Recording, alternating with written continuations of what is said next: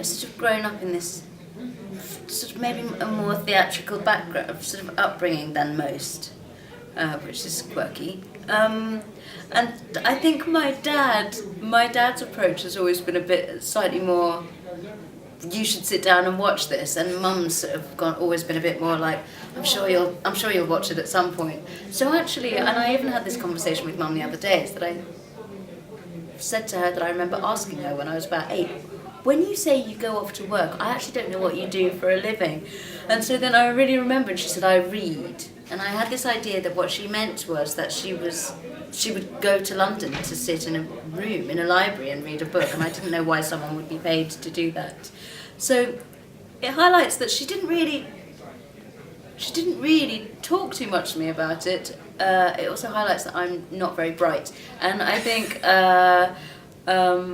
but it's always been exciting. So I think over the years, the more sort of conventions she's done, I think it's conventions that's brought her what she did sort of a bit more to life, really, because I've always been a bit like, Dad does this, Mum does this, and they're like, yeah, they did telly and film. Yeah, I think it's fantastic. It's been going so long, and I think I've now been able to sort of work. Well, I've watched all of her episodes now, and for that first convention that she did, we studied up the first time she had to go and do a convention, and sort of never looked back now. Now I actually know what she did. I was staying at my dad's, and my dad, one of my dad's children, my foster brother, is the world's biggest Doctor Who fan, and I got the phone call saying, we'd like you to do 7 Keys to Doomsday, and my foster brother got very overexcited and was like, that was an amazing thing that starred Wendy Padbury. He forgot that was my mum. That starred Wendy Padbury, and then he started reeling off all the facts and figures about it and telling me all the information. It was the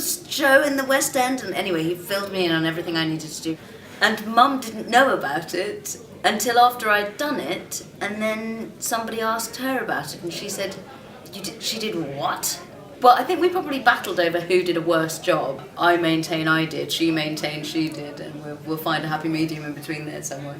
No, she was thrilled. I mean, it's amazing that she could, it's such a rare opportunity, isn't it? I think she loved it and she enjoyed listening to it. So, it's where professionalism and being a mum sort of cross over at two different points. She doesn't start wanting, these sorts of jobs for herself, but at the same time she's a proud mother. I love it because it's always such a nice atmosphere to work there anyway. The stories are always great fun, and it's always a nice couple of days. It's something that you always look forward to, and this in particular is so epic and there's so much to do in it that it was a bit of a dream role. No wonder Mum loved doing it in the West End. I mean, and doing it for over and over, because it's a great story, and I get to voice a Dalek in it as well. There's two things that are distracting for me. One is I get a bit starstruck.